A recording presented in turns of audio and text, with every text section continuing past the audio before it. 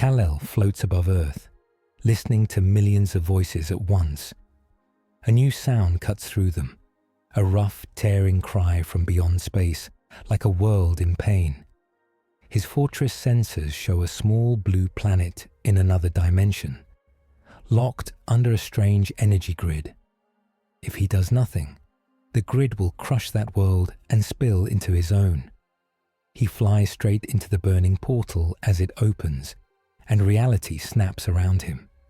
He slams out of the portal into thick, cold water. The impact sends a shockwave through a dark tunnel lined with bricks and old pipes. Dirty water rises in a huge wave and crashes against the low, curved ceiling.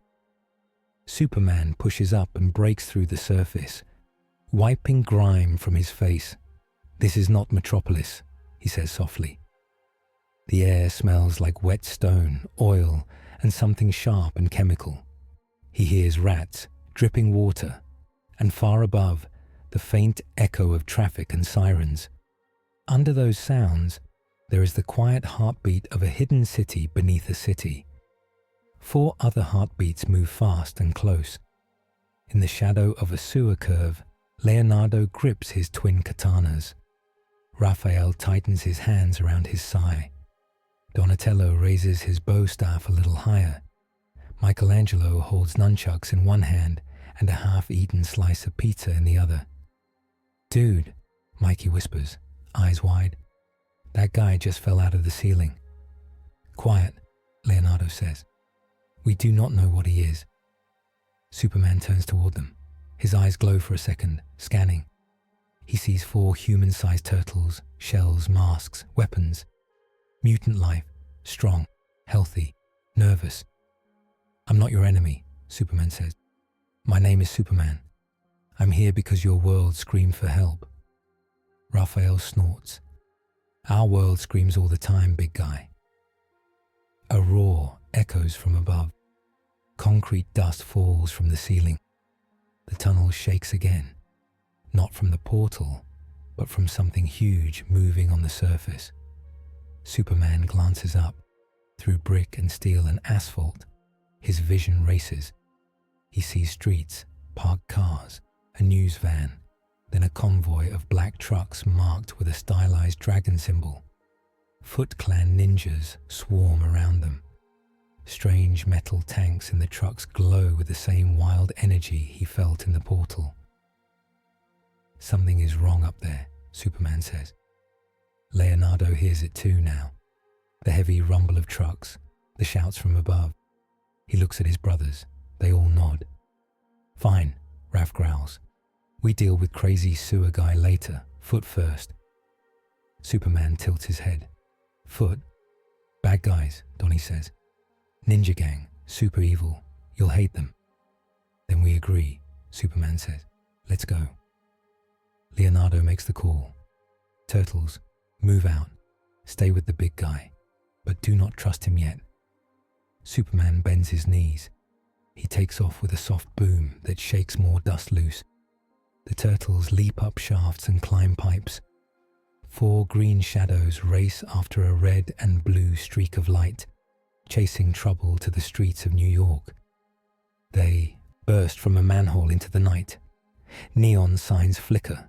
Steam rises from vents. Sirens mix with honking cars. Above them, on a wide avenue, Foot Clan ninjas in black armor form a circle around the convoy. Each truck carries 2 glowing metal tanks filled with swirling purple liquid. "Mutagen," Donnie says. His voice is tight. "That's a lot of mutagen." On top of the lead truck stands Oroku Saki, the shredder. His armor is a jagged cage of blades. His metal mask hides his face, but his eyes burn cold and sharp. "Secure the street," Shredder orders. "No police, no witnesses. The Krang will have their tribute." Superman lands in the middle of the street, between the Foot and the trucks. Asphalt cracks under his boots. "You're not going anywhere," he says. Every ninja freezes. Cars slam on their brakes. A woman in a taxi gasps and holds her phone up to record. Shredder measures the caped figure. You are not one of the Krang. You are not one of the turtles. Superman folds his arms. I'm someone who does not let weapons like that reach people who will misuse them. Foot ninjas rush him, blades raised. Superman moves through them like a storm, but a controlled one. He knocks one aside with a gentle backhand that still sends the ninja flying into a parked car. He grabs another by the wrist and twists, disarming him without breaking bone. A roundhouse kick from a third hits his chest and does nothing. Leonardo and his brothers explode from the shadows at the same time. Leo's katanas flash, knocking weapons aside. Raph slams a foot soldier into a streetlight. Donnie jumps over a car and brings his staff down on a ninja's head. Mikey spins his nunchucks, grinning. Crossover episode, Mikey laughs. Let's go. For a moment, it feels like a poster shot. Superman stands tall in the center of the street, cape flowing in the city wind. Leonardo, Raphael, Donatello, and Michelangelo form a line in front of him, shells out, weapons ready, facing rows of black-clad ninjas under glowing city signs. Shredder leaps from the truck in a blur of steel. He lands with a crack. The asphalt splits under his feet. New York belongs to me, Shredder says, not to mutants, not to aliens. He flings a volley of steel blades at Leonardo. Superman steps in front of Leo and lets the blades hit him. Metal screeches against his skin and falls dull to the ground. Enough, Superman says. His eyes flare red. 2 beams of heat vision lance out, cutting a truck tire in half. The truck crashes down on one side, tilts, and the rear mutagen tank breaks free. It skids across the pavement toward a group of foot ninjas. Superman blurs forward, catches the tank, and holds it up. The purple liquid slams against the inner walls. Donnie, Leo shouts. Is that thing going to blow? Maybe, Donnie says. I mean, it could mutate everything on this block. So yes, let's say yes. Superman lifts the tank with one hand and throws it straight up. He follows it into the sky, a red streak against the city lights. At the peak of his flight, he looks down for a split second. He sees the turtles fighting, Shredder cutting a car in half, civilians running. He turns back to the tank. His eyes blaze bright. He focuses his heat vision into a narrow point. The tank turns white hot, then bursts in a silent flash far above the city. The purple liquid burns away. He feels something else burn too. A strange, sharp ache runs through his veins. The energy in the tank pushes back against his heat, like a hand pressing against his chest from inside. For a moment, his flight stutters. He drops faster than he should, then catches himself and lands hard, knees bent, leaving a small crater in the street. Okay, he mutters. That was new. Codex note. Mutagen from this universe carries a chaotic energy that reacts with Superman's solar-charged cells and can shock his systems when he pushes his powers too hard near it. Shredder has seen enough. He presses a device on his wrist. A bright portal opens behind the last truck. The remaining tanks roll into the swirling light, pulled by an unseen force. The Krang will analyze you, Shredder says to Superman, and then they will cut you apart. He steps back into the portal. Foot ninjas throw smoke bombs and vanish with him.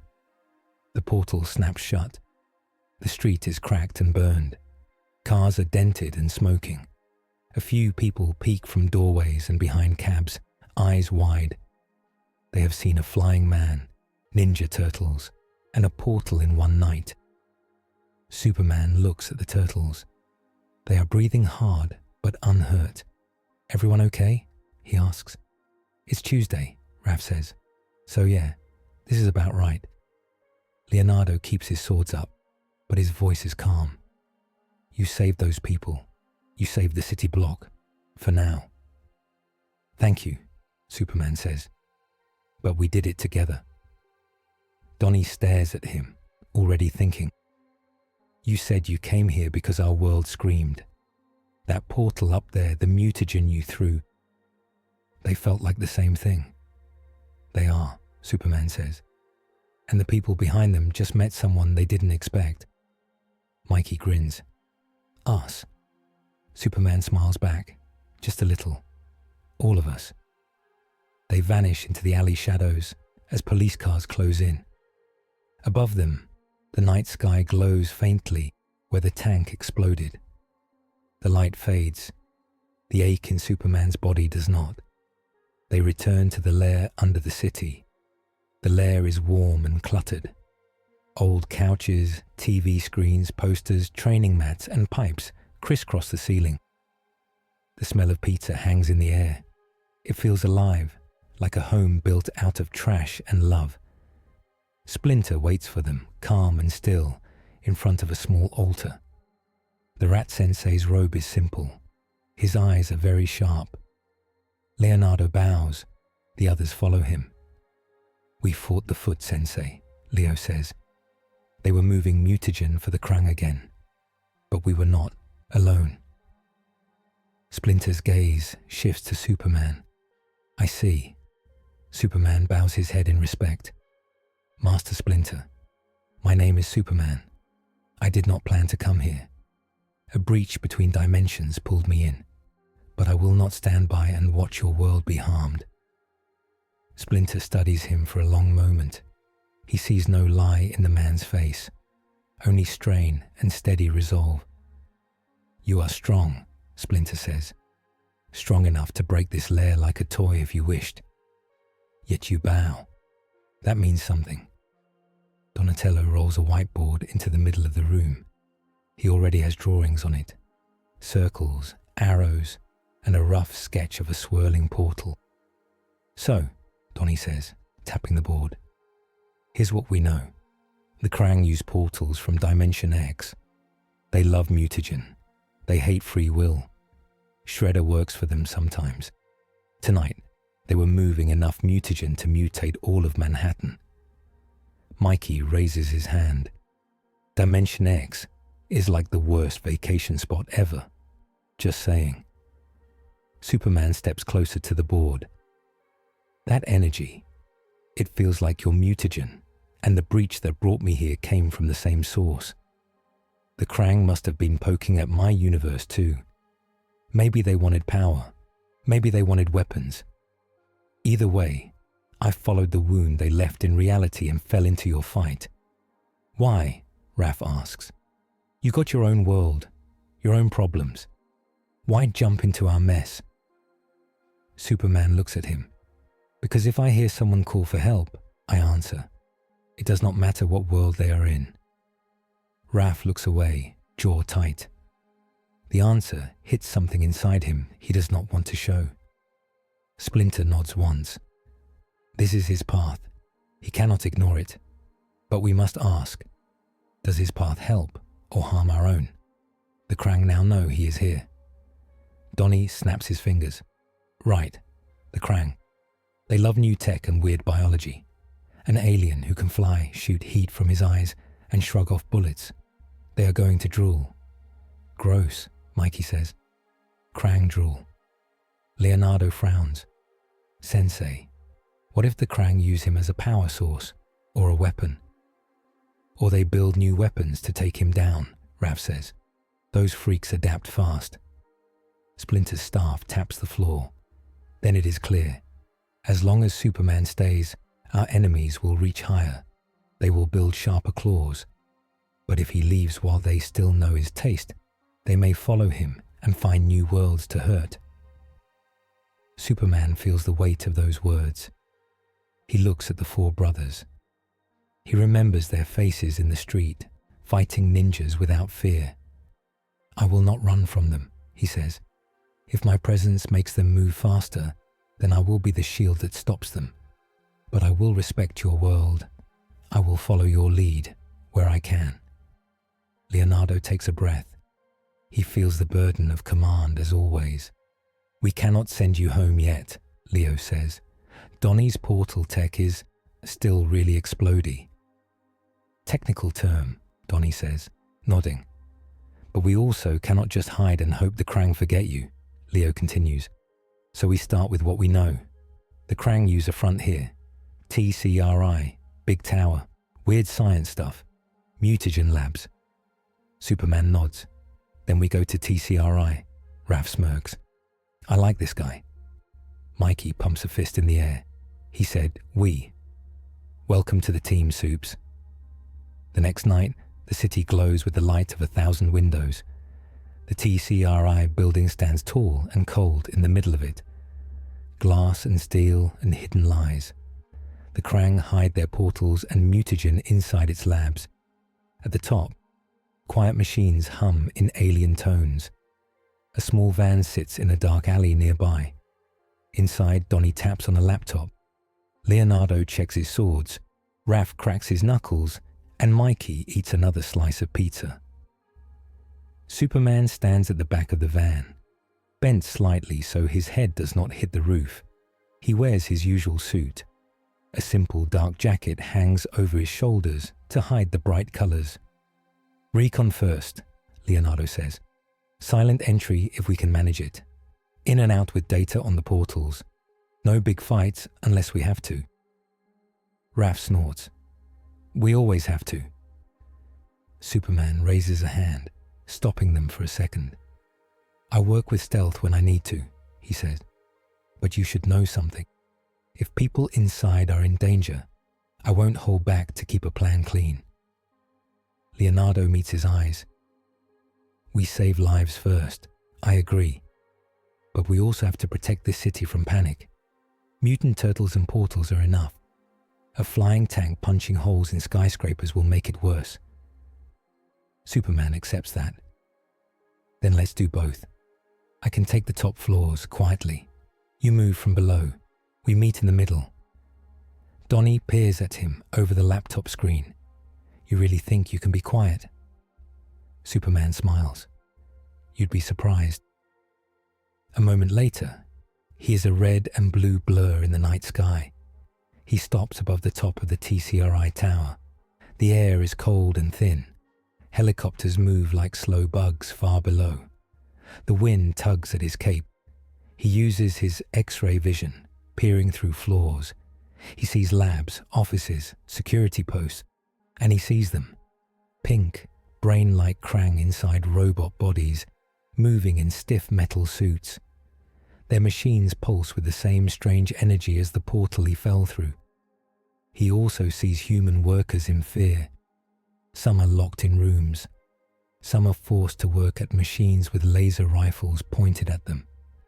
He feels his jaw tighten. Hostages, he says. Okay, quiet time is over. He drops, hits the roof without a sound, and slices through a locked door with a short burst of heat vision. Inside, a Krang robot turns toward him, weapon arm lifting. Superman moves faster than the robot can track. He grabs the weapon, crushes it, and taps the robot's head with one finger. The metal skull dents. The Krang inside squeals as sparks fly. I'm sorry, Superman says, but you are hurting people. He punches the robot body. It flies into a wall and slumps. At the same time, the turtles climb the outside of the tower. They stick to shadows, use ledges, and move with years of practice. Donnie's grappling hooks hiss and click. Mikey hums a theme song under his breath until Leo glares at him into silence. They slip in through a side window and quietly take down a pair of Krang robots with precise strikes and chokeholds. Remember, Leo whispers. Fast, quiet and smart. Mikey nods. Like Ninja, not like Raph. I heard that, Raphael mutters. They move deeper, room by room, floor by floor. Donnie hacks doors and cameras. Leo leads. Raph crushes anyone who gets too close. Mikey covers the rear. Superman works from the top down. The turtles work from the bottom up. In the middle, the building shakes as their paths begin to cross through Krang resistance. On one floor, Superman rips open a lab door and finds scientists huddled together. Stay low, he says. Head for the stairs. When you reach the 10th floor, wait there. Friends will meet you. How do we know we can trust you? One woman asks, voice shaking. You don't yet, Superman says, but I will be between you and anyone who tries to hurt you. Something in his eyes, in the calm way he speaks, makes her nod. Move, she tells the others. Let's go. He turns back into the lab and freezes. In the center of the room, a portal frame glows.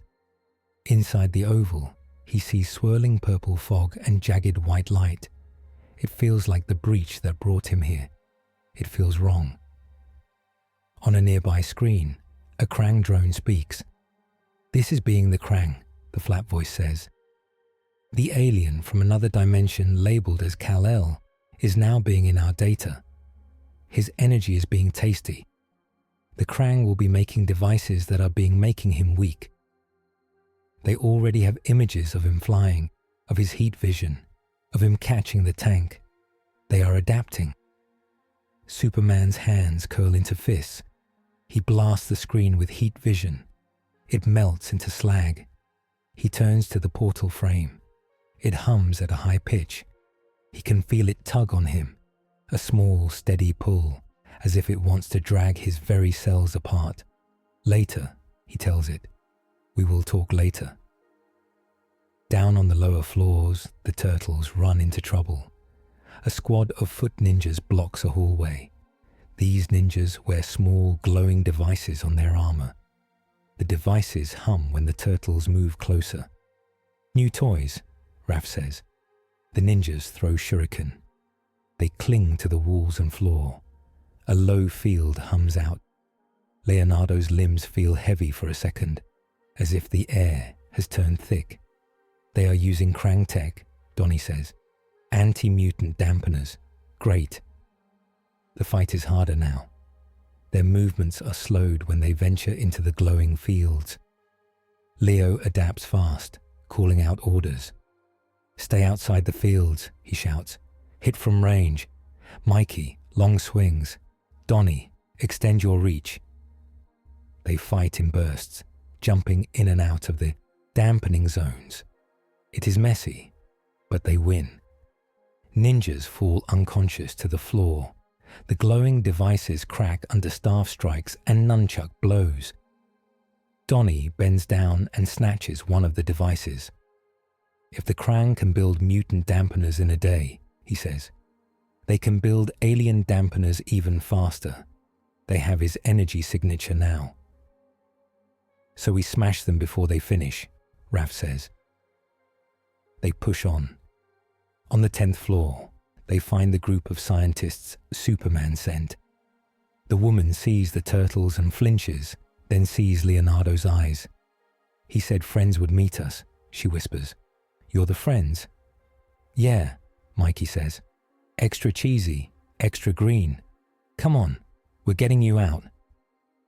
By the time the building's alarms finally blare, the operation is almost done.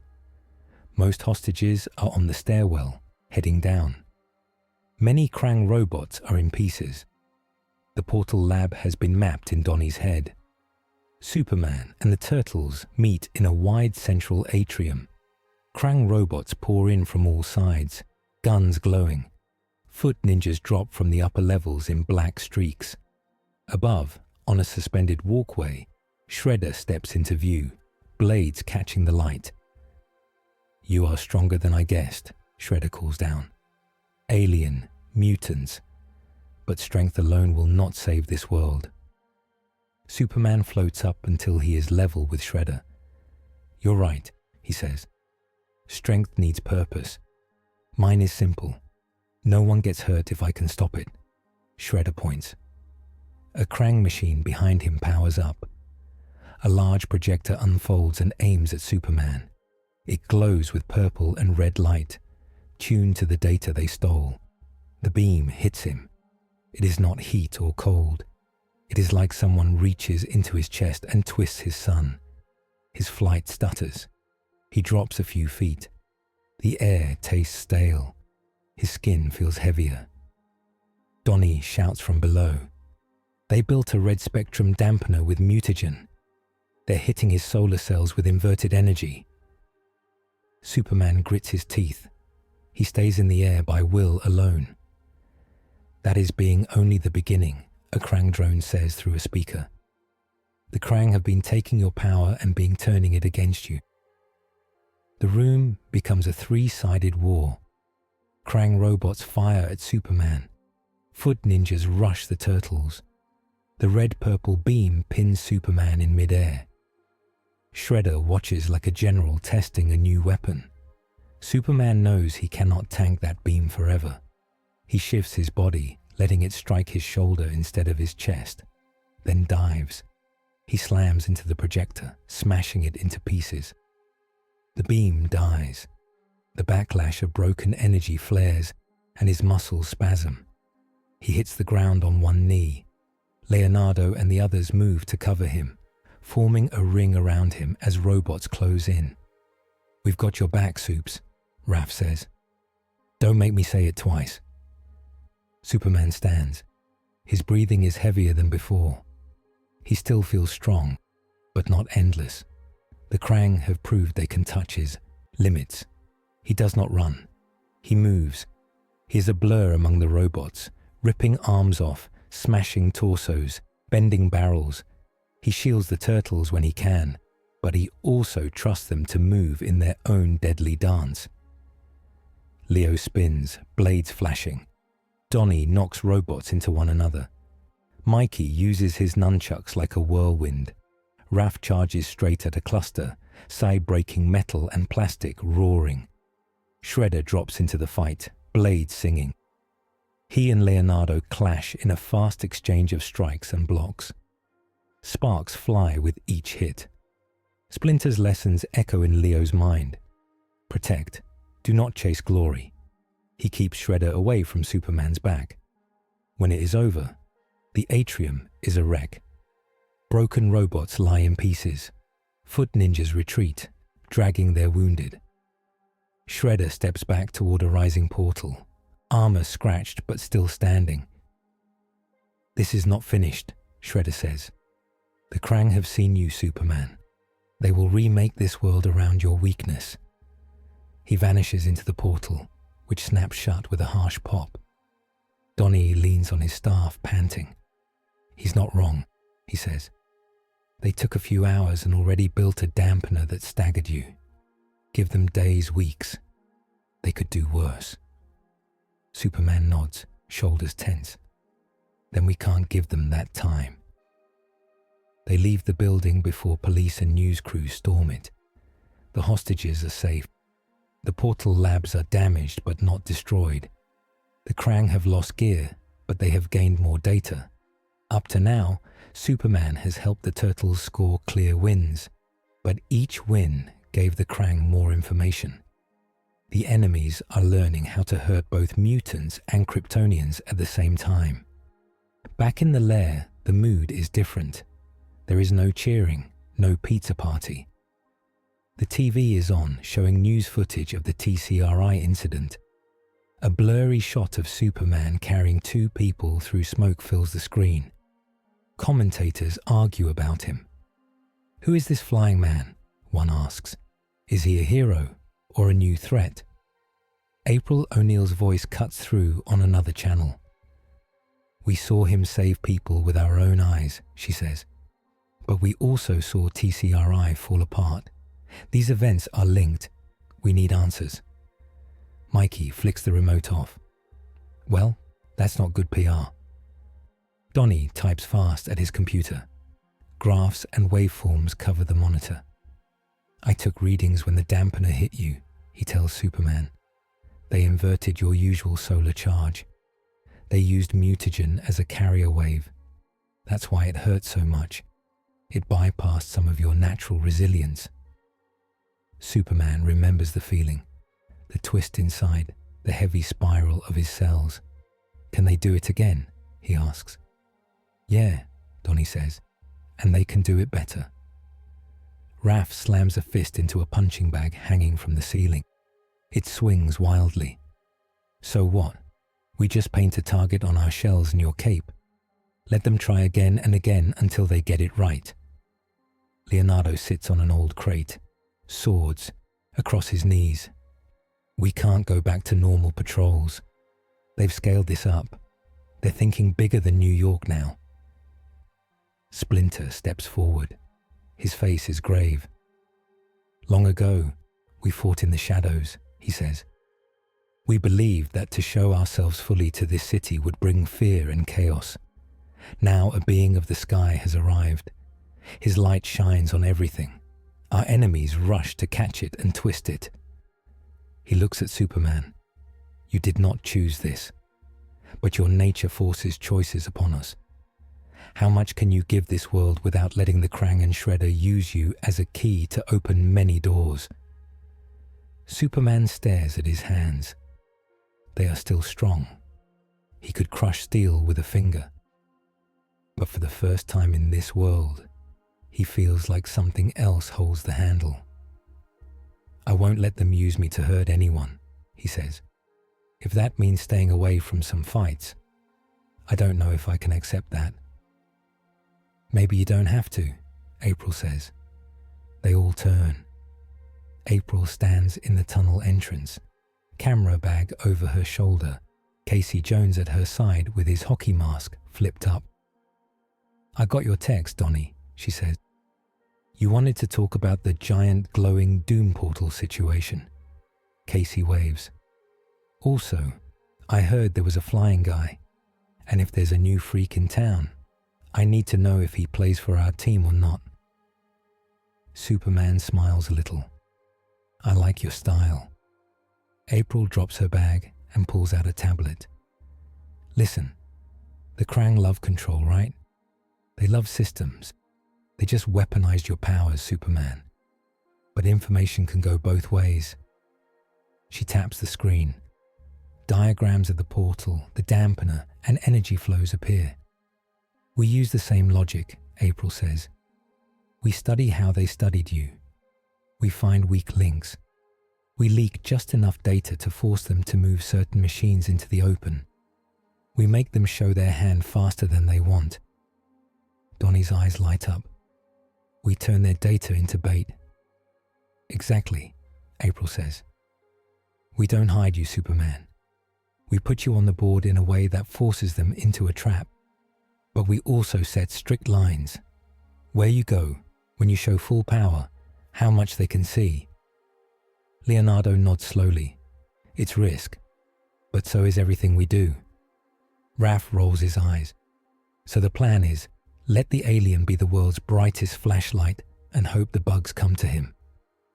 Casey grins. And then we smash the bugs. Splinter strokes his beard. Such a plan requires discipline. The alien must hold back even when his heart wants to fly to every cry at once. Superman looks up. His face is calm, but his eyes burn. I don't like using people as bait, he says. Even myself. We won't use you, April says. We'll work with you. There's a difference. The room is quiet for a beat. Okay, Superman says. We do it. But if anything starts to go wrong, we pull back. We do not trade lives for data. Not if I can help it. Leonardo stands. Then we have a goal. We hit their main link to Dimension X. We find out exactly how big this plan is and how far it reaches. Donnie points to a map. Their biggest portal anchor is under the city. Old tunnels. Krang tech fused with rock. They are turning it into a stable gate. If they finish, Dimension X will be a door, not a crack. They could march armies through. Raph cracks his neck. So we break the door. Not smash, Donnie says. We need to understand how your portal works, Superman. The way you came here. The way they pulled some of your energy. If we can rewrite that, maybe we can control who passes and when. Superman nods. My fortress has some data on dimensional breaches. If we can link your systems with mine... He stops. There is no fortress here. No crystals. Just sewer pipes and old monitors. I'll recreate what I remember, he says quietly. It won't be perfect. but it will be a start. Power scaling interlude. Donatello's notes. The Krang can now dampen Superman's solar cells using mutagen-carried red spectrum energy. This does not make him weak like a normal human, but it knocks off a layer of power and slows him down.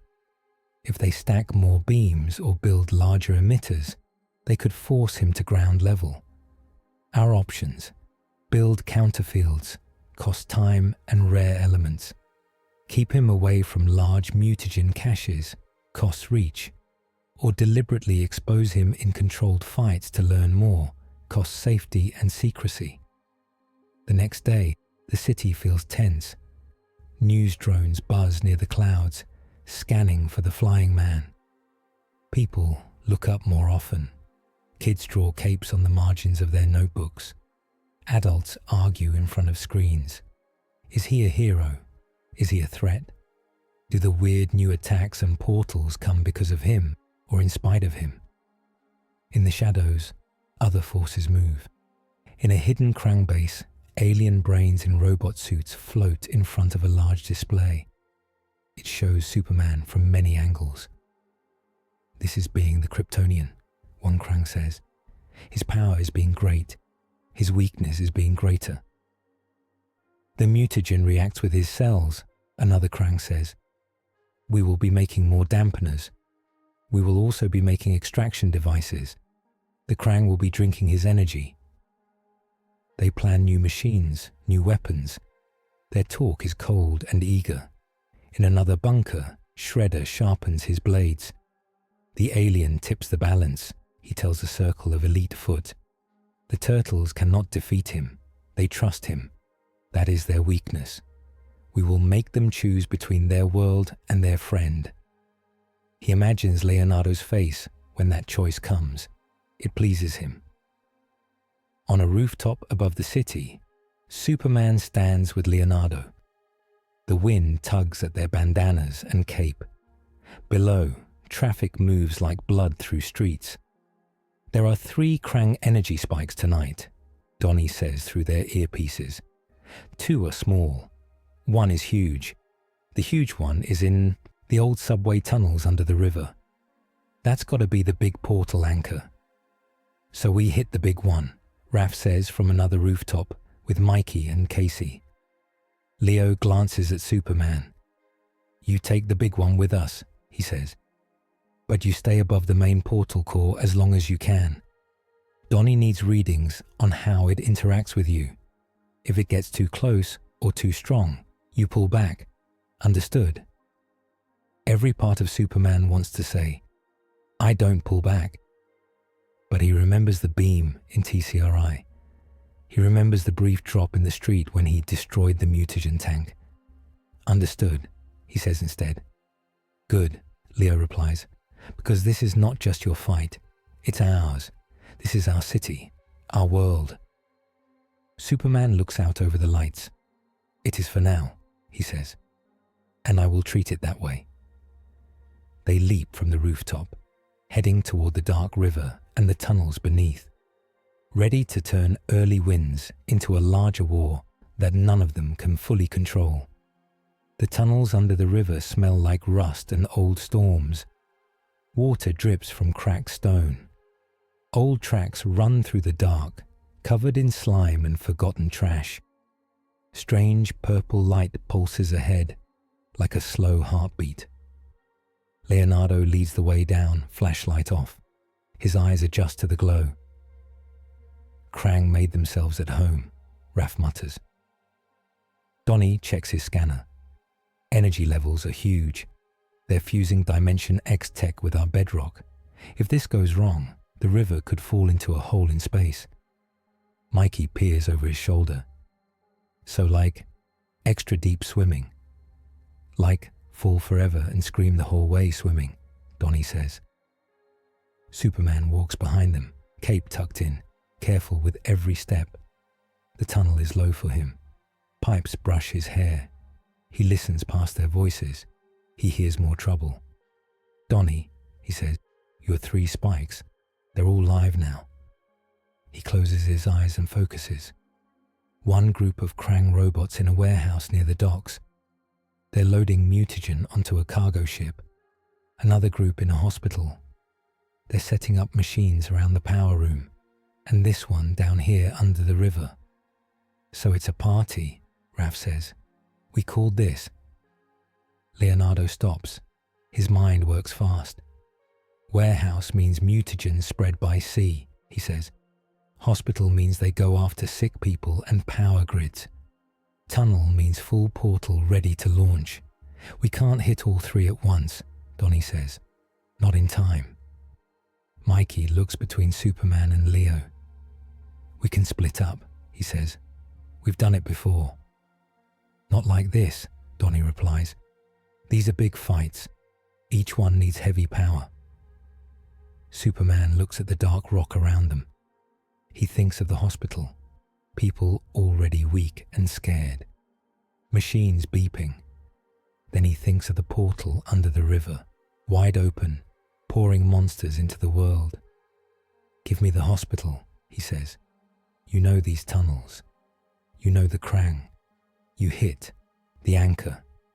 I keep the people alive and the power grid stable. Leonardo hesitates. He does not like splitting from an ally that strong, but he also sees the faces in his head, kids in beds, nurses with tired eyes. Okay, Leo says, we trust you on that front, but if the Krang try to use you as a battery there, pull back. Superman nods once. I'll try. Call me if the anchor gets out of hand. He steps back, bends his knees, and launches upward. Stone cracks under his boots. He punches through concrete and dirt, then through an old subway ceiling, then through another layer of city. In seconds, he is a streak racing toward the hospital. The turtles watch the dust settle. Feels wrong sending him away, Raph says. Feels wrong everywhere, Leo replies. Move. We still have a job. The hospital on the east side glows soft and white against the night. Inside, the power room is tight and hot. Krang robots move thick cables around a central box that hums with purple light. A ring of strange metal plates aim outward like a flower of guns. This is being the grid tap, one Krang says. We are being sending power through the portal anchor. We are being drawing energy from the Kryptonian when he is being near. Superman hears that sentence as he drops through the roof. He lands in the power room doorway. Metal walls shake. Dust rains down. You picked the wrong building, he says. The robots whirl toward him, weapons ready. The central box spikes in brightness. It reacts to his presence at once, like it was waiting for him. A beam of mixed red and purple light shoots out. It hits him straight in the chest. He flies backward into the hallway, smashing through two walls. The sound roars through the wing. Patients scream, alarms blare.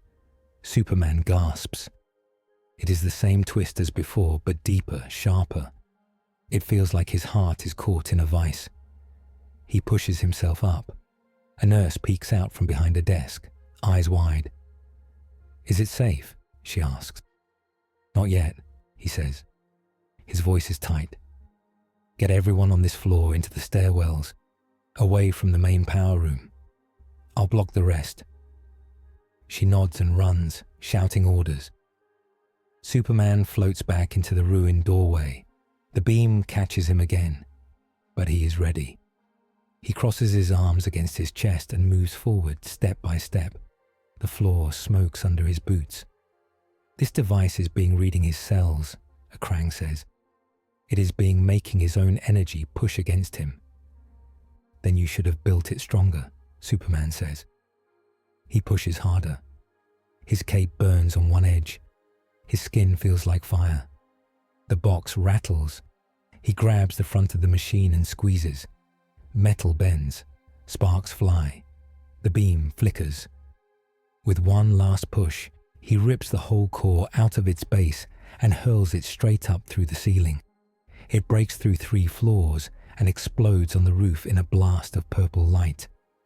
The hospital shakes but stands. Superman drops to one knee. The room spins for a second. Each breath feels like it drags sand through his chest. He hears a cry from the hallway. Plaster falls. A wall starts to crack over a child in a wheelchair. He does not think. He moves. He blurs over, grabs the wall with both hands, and holds it in place while doctors pull the child away. Dust fills his hair. His arms shake. "Go," he says. "Get them out." They run. The child looks back once, eyes wide and shining. Superman lets the wall fall only when the hallway is clear. He steps out of the rubble, chest heaving. The nurse stares at him. "Who are you?" she whispers. "Just someone passing through," he says. "You should evacuate the building. There may be aftershocks." He flies out through the hole in the roof, leaving behind broken machines and a staff that just saw both danger and rescue from the same alien light. Under the river, the turtles reach the anchor chamber. It is huge. A wide hollow carved into the rock, filled with Krang metal. Cables run like vines. In the center hangs a giant ring made of plates and spikes. Purple fog hangs inside, swirling. It smells like ozone and bad dreams.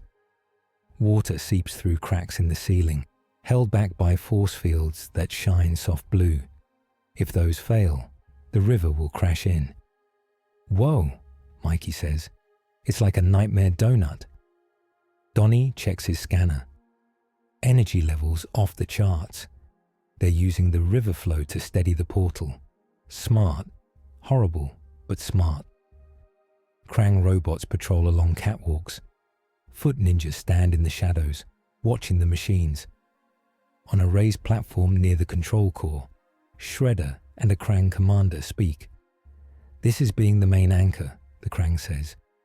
"When we are being turning it to full, Dimension X will be flooding your world. The Krang will be being pleased." Shredder folds his arms. "As long as New York bends its knee before anyone else." The turtles slip along a service tunnel, hugging shadows. Leo points. "We split," he whispers. "Raph and Casey hit the foot. Mikey and I take the east platform. Donnie, you find the control core. Shut it down, or make it safe. Whatever you can do." Donnie nods. "On it. Please try not to make a huge mess for at least 5 minutes." 2 minutes, Raph says. They move. Raph and Casey break from cover at the same time, roaring. Raph's Say and Casey's bat slam into foot ninjas. The surprise works for a few seconds. Ninjas fall. Mikey and Leo swing up onto the east catwalk. They take down 2 Krang robots with clean strikes. One falls over the rail and lands in a pool of mutagen slush with a splash. Donnie slides under pipes, reaches a cluster of consoles, and starts tapping keys. The alien symbols flicker. Come on, he mutters. "Talk to me, squid brains." On the platform, Shredder turns. "The turtles," he says. "Of course." He raises an arm. Foot ninjas flood toward the catwalks. Krang robots aim at the ring. A new tone starts in the chamber. The portal field thickens. "This is being early," the Krang commander says. "The energy is being unstable." "Then stabilize it," Shredder snaps. "The alien is in the city already. We trigger now. The more chaos, the more chances to cut him open." High above the river, Superman hears something. A deep hum under all other sounds. A change in the city's heartbeat. The portal under the river is spinning faster. "Donnie," he calls into the earpiece. "Talk to me." Static, then Donnie's strained voice. "They're jumping the schedule. Shredder is forcing the Krang to bring the portal to full power. If they push it too hard, we either get an early invasion or a big explosion that eats half the river." "I'm coming," Superman says. He turns in the air and dives. The ache from the hospital beam is still there, but he pushes it aside. The world rushes up. He drills into the water, streaking toward the glowing field hidden in the riverbed. He hits the force barrier like a wall. Blue light crackles around him as he forces through. It pops, and cold river water slams into his face. He punches down through dirt and rock and bursts into the anchor chamber. He lands between the turtles and the growing ring of light. Water pours in from the hole he just made, then spreads out, held back by backups in the Krang field. For a moment, everyone freezes. Shredder stares. The Krang commander buzzes. The turtles feel something like hope and fear at once. Superman looks up at the giant ring. The purple fog inside it feels alive. It tugs at him again, like the hospital machine, but bigger, deeper. Kal-El of Krypton, a layered voice says from the fog. It is not human, not Krang, but something vast and distant. You have torn a path. We will use it. Images flash in his mind. Streets he knows from his own world, twisted by portals. Metropolis under strange, purple storms. Who are you? He says softly. The ones who are observing, the voice says. You are a breach. This world is a breach. The more you move, the more the lines strain. The vision snaps away. The fog swirls faster. Donnie calls out from the consoles. Soups, whatever that is, it's plugged into the same network as the other Krang gates. Our worlds are sharing pressure now. If this thing blows, it might not just hurt us. Shredder lifts his arms. Then we must use it before it chooses someone else. He leaps off the platform, aiming straight for Superman. Blades flash. Superman meets him halfway. He does not want to hurt this man too badly, but Shredder is not holding back. Every strike is meant to cut deep. Steel screeches against Kryptonian skin. Sparks fly. Shredder's blows are fast, trained, and ruthless. He uses the falling water and the catwalks as cover, flipping in and out of Superman's reach. You protect these things, Shredder snarls. Mutants, weak humans. You waste power. You could rule. I don't want to rule, Superman says, blocking a strike. I want people to be free. Shredder rolls and kicks him in the chest. It is nothing compared to the beams, but it pushes him back a step. The ring behind him brightens as he nears. Krang robots target him with new emitters mounted on their shoulders. The first beams fire. They are not as strong as the hospital core, but there are many. Red-purple lines cross his body. His muscles lock for a second. He feels the weight again. Donnie, Leo shouts. Those beams. Working on it, Donnie snaps. He pulls a Krang dampener device from his belt. He slams it into a console. If I can flip their field. Alarms scream in a different tone. The ring shudders. What did you do? Mikey yells. I changed the anchor point, Donnie says. But not enough. Now it's stuck between two settings. It's trying to decide whether to fully open or collapse. If it collapses wrong, we get a tunnel straight into nowhere. Water sprays harder from the ceiling as the field flickers. The chamber tilts. Pieces of rock fall. Casey clocks a foot ninja and looks up. This whole place is going to fall into the river, man. On the surface, the river begins to churn. Boats rock. Waves slap against piers. People on the bridge stop and point as the water dips slightly, then bulges. In the Krang base, the commander checks data. This is being unstable, it says. If the anchor is being collapsing, the strain may be being ripping open other boundaries.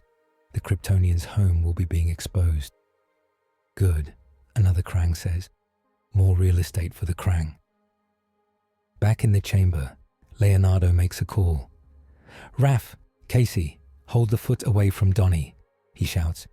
Mikey, with me, we cut down those beam bots. He runs along the catwalk toward the ring edge. Mikey follows, nunchucks spinning. Together they leap, landing on a lower walkway next to two robots. Leo cuts their emitters clean off. Mikey jumps onto another and smashes its head like a metal drum. 2 down, Mikey calls. 10,000 to go. Raph and Casey slam foot ninjas into support beams, trying to clear space. The fight is wild, messy, and dangerous. None of it slows the main ring enough. Superman takes another step toward Shredder, even as beams hit him in waves. "You think chaos gives you power," he says, "but you're just another man using fear." Shredder lunges. This time, Superman catches his wrist and squeezes. The armor creaks. "Let go," Shredder says. "No," Superman answers. "You let go. Of this." He twists, flips Shredder over his shoulder, and throws him away from the control platform, hard but controlled.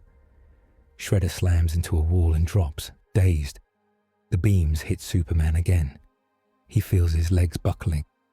"Donnie," he says through gritted teeth, "if you can't shut it down, can you slow it?"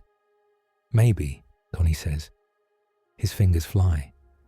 "I can route some of the feedback into the river field, but that means the anchor will look for another outlet for the extra stress." "Like what?"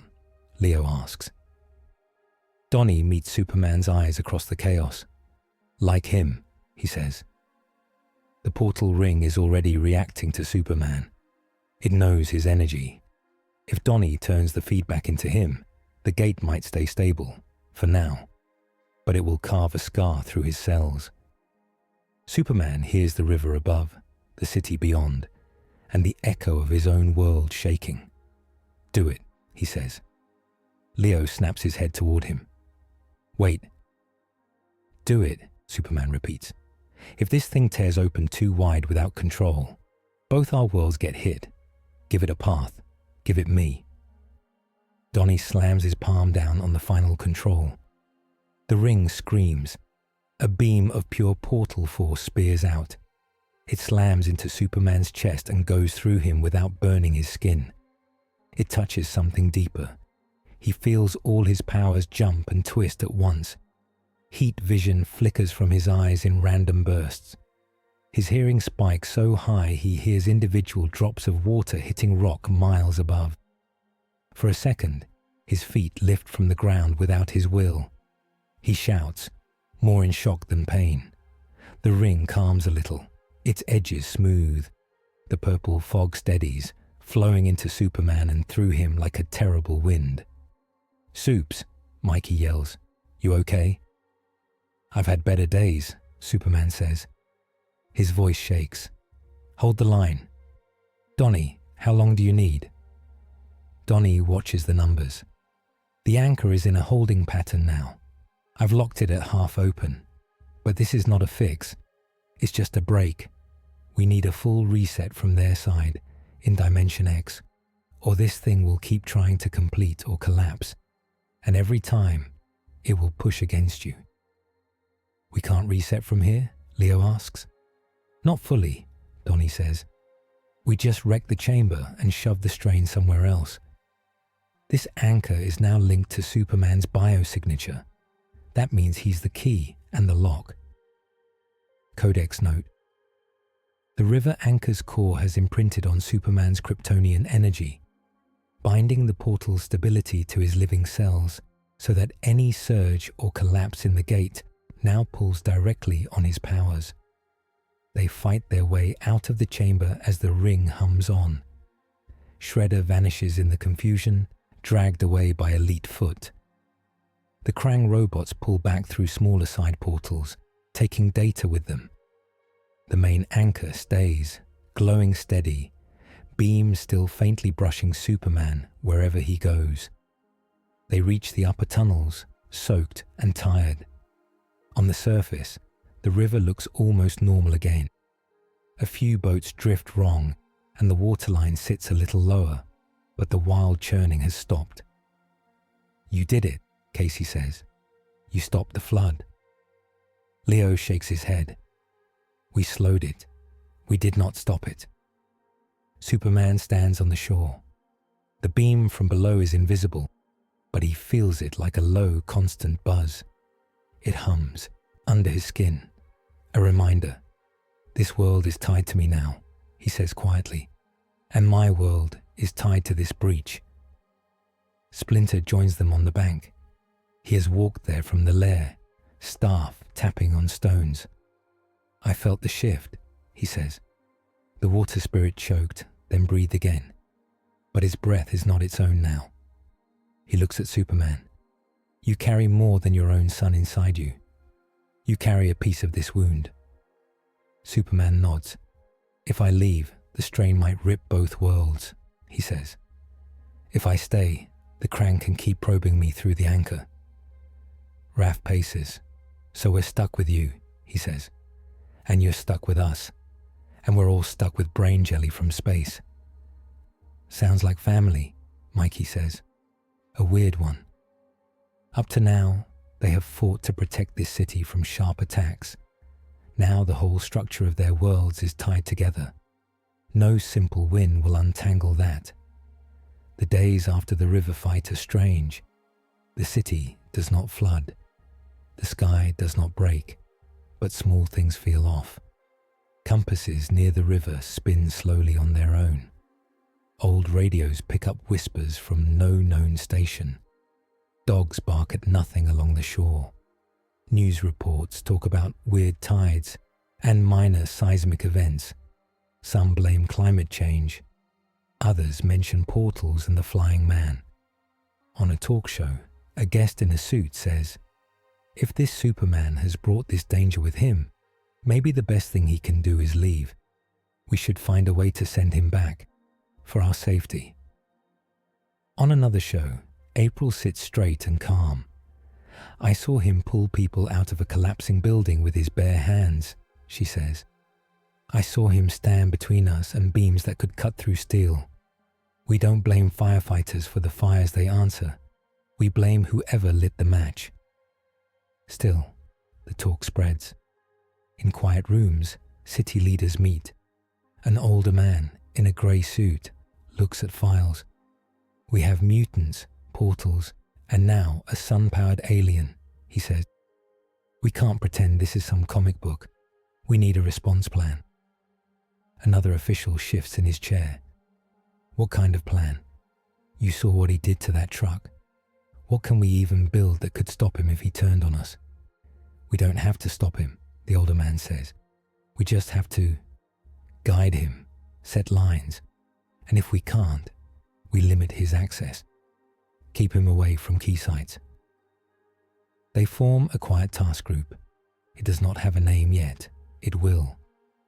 In the Krang dimension, massed portals show new simulations. The Krang commanders watch as tiny models of Earth and another blue planet strain against lines of energy. This is being ideal, one says. The Kryptonian cannot be leaving. The anchor will be being tearing. We will be sending small waves first, another says.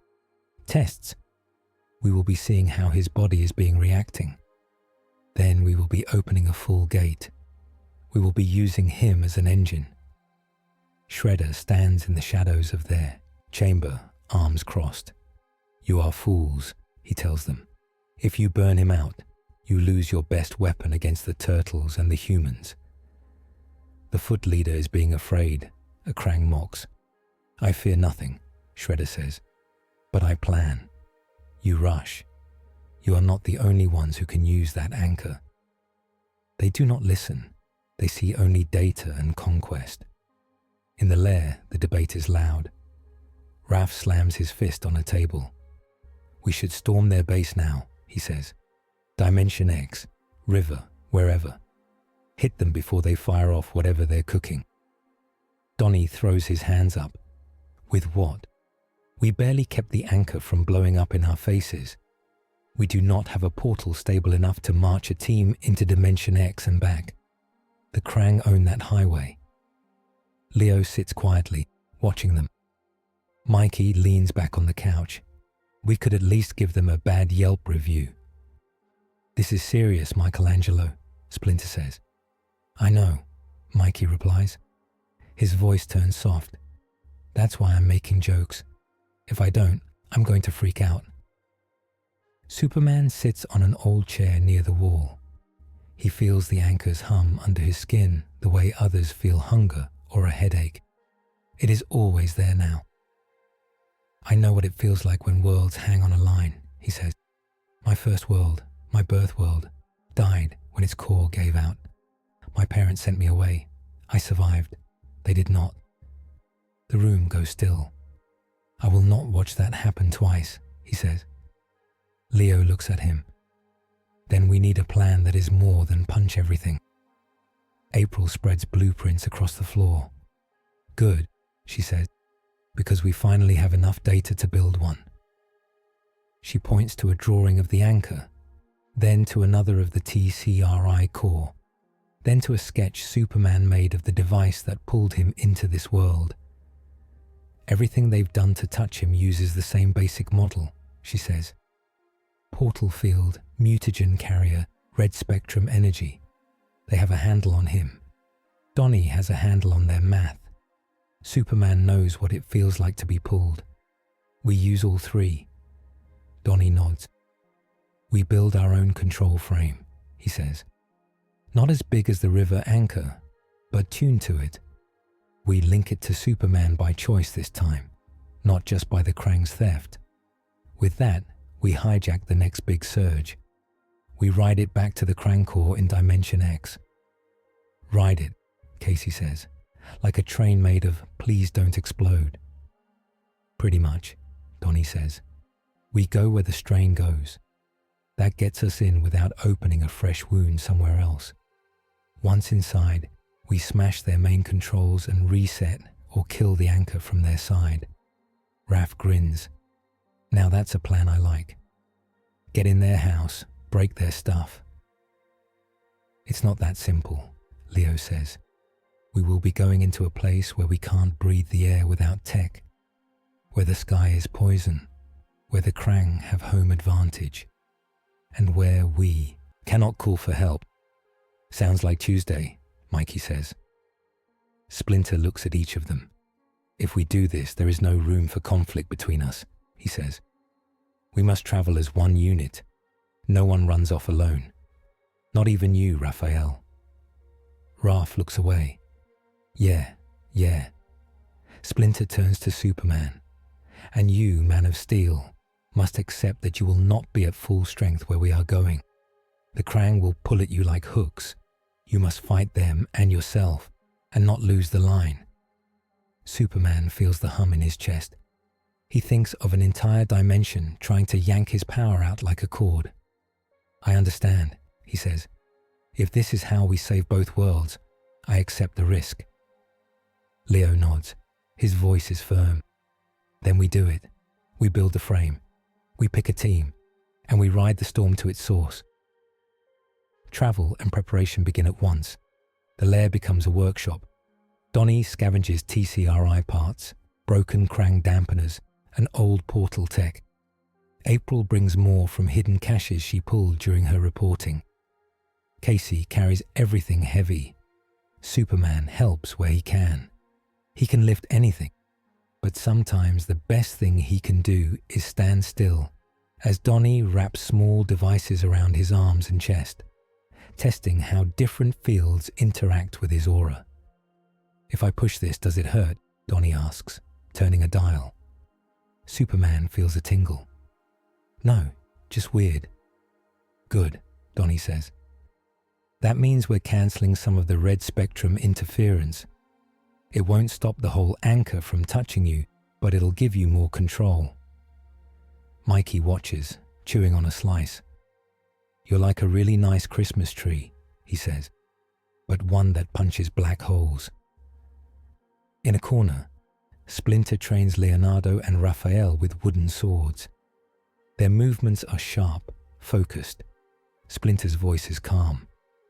In an alien place, your instincts will warn too late, he says. You must decide your lines now. What will you protect first? Each other, the mission, civilians, your new ally. If two cannot be saved, Who do you choose? Leo's grip tightens. That's a cruel question, Sensei. It is a cruel world, Splinter replies. Better to shape your answer now than in the heat of battle, when guilt will cloud your blade. Raph swings harder. Easy answer. We protect family first, he says. Then we hit whatever hurt them. Splinter's staff flicks. He taps Raph between the eyes. And what if the family means two worlds now? He asks. What if one brother stands between the safety of many and the safety of few? Raph stops. The idea sits heavy. Leo looks towards Superman, who tests his new harness. Then we make sure it never comes down to one person, Leo says. We share the weight. Splinter nods. Remember those words. On a rooftop under the night sky, Leonardo and Superman stand alone for a moment. The city hums below. The river glows faintly. The anchor's tug is stronger when Superman looks that way. You grew up under a yellow sun, Leo says. You could do anything. Now you're in sewers with 4 turtles and a rat talking about how much you can't do. Superman smiles. Not what I expected either. How do you handle that? Leo asks. The limits, the losses. Superman thinks of faces. Lois, Jimmy, his parents. Worlds he has saved, worlds he could not. I remember my rule, he says. Do the most good you can, where you are, with what you have. Don't promise the impossible. Don't pretend you are a god. Just show up. Stand between people and the worst thing, again and again, until someone else can stand there too. Leonardo nods slowly. My rule is to protect my brothers, he says, and this city. I never thought about 2 worlds at once. You will, Superman says. You're already thinking about it. That's why you're a leader. You hate it, but you do it anyway. Leo gives him a small, tired smile. You sound like Sensei. He sounds wise, Superman says. He is, Leo answers. Try not to get him killed. I'll do my best, Superman says. When the frame is ready, it looks like a strange throne made of metal hoops and wires. It stands in an old, dry cistern under the city. Cables run from it into the stone itself, linking to the faint hum of the river anchor. Dim lights blink. Donnie pats the side. Okay, he says. This is our ride. The controlled resonance frame, trademark pending. Superman sits here. When the next big surge pulses through the anchor, the frame catches it and stretches it into a tunnel. Like pulling taffy, Mikey says. You, April says. But yes. Who's going? Casey asks, spinning his bat. Please say me. I already packed snacks. Leo gestures. Core team is me, Raph, Donnie, Mikey, Superman, April for brains, Casey for backup smash. Splinter stays here to guard the frame and cut the link if something goes wrong. If we do not come back in. He glances at Donnie. 2 hours, Donnie says. Any longer, and the strain on Superman might fry his cells. Or the portal might snap shut and chop us in half. So yeah, let's not be late. 2 hours, Leo repeats. If we don't return, you shut it down, Sensei, no matter where we are. Splinter's eyes harden. I will do what is needed, he said. But come back to me. That is also needed. The surge comes sooner than they expect. The anchor's hum rises into a roar. The frame shakes. Purple light leaks through the cracks in the stone. Krang are testing something big, Donnie says. This is it. Everyone in, Leo shouts. The team gathers around the frame.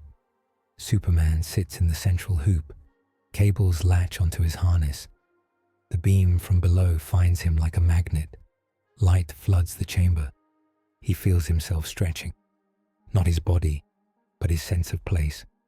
Earth, river, lair, all blur. Another pressure pushes from the other side. Cold, thin air. Harsh gravity. A red sky full of sharp angles. Stay together, Leo yells. His voice sounds far away and right next to them at the same time. Then, with a crack like breaking stone, they are somewhere else. Dimension X is worse than Mikey's jokes. The sky is a sick red-purple. Floating rocks drift in slow circles. Rivers of glowing mutagen run through jagged canyons. Krang towers rise like stacks of metal ribs. The air smells like acid and sparks. It burns unprotected skin. The team's masks and filters hiss slightly as they adjust. "Welcome to the worst vacation ever," Casey says, looking around. "Stay focused," Leo says. Superman stands, wobbling a little. The anchor's beam is stronger here.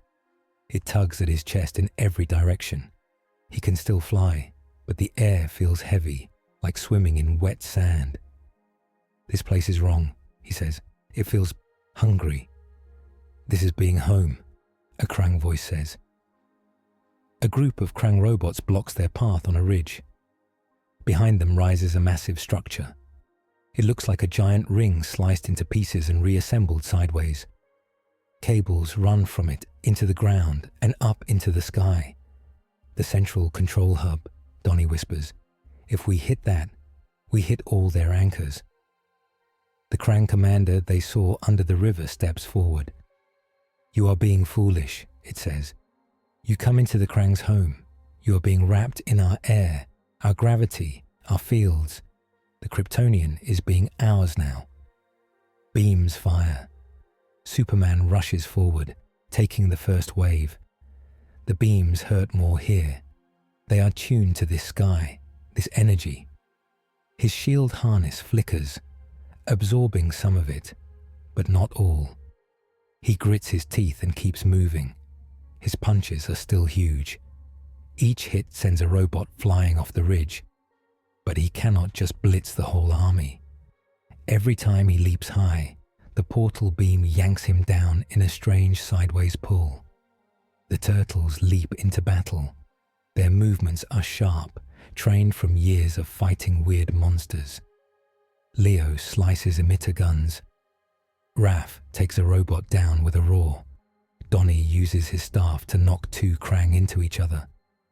Mikey spins and laughs nervously. "Dimension X ninja dance," he shouts. April hangs back, tapping on a small pad linked to her goggles. She scans the control hub looking for weak links. "There," she calls. "That spire. It routes commands from the hub to the river anchor. If we cut that, we force everything through one channel. Donnie, can you hijack it?" "Maybe," Donnie says, "but I need time." "We'll get it for you," Leo says. "Raph, Casey, with me."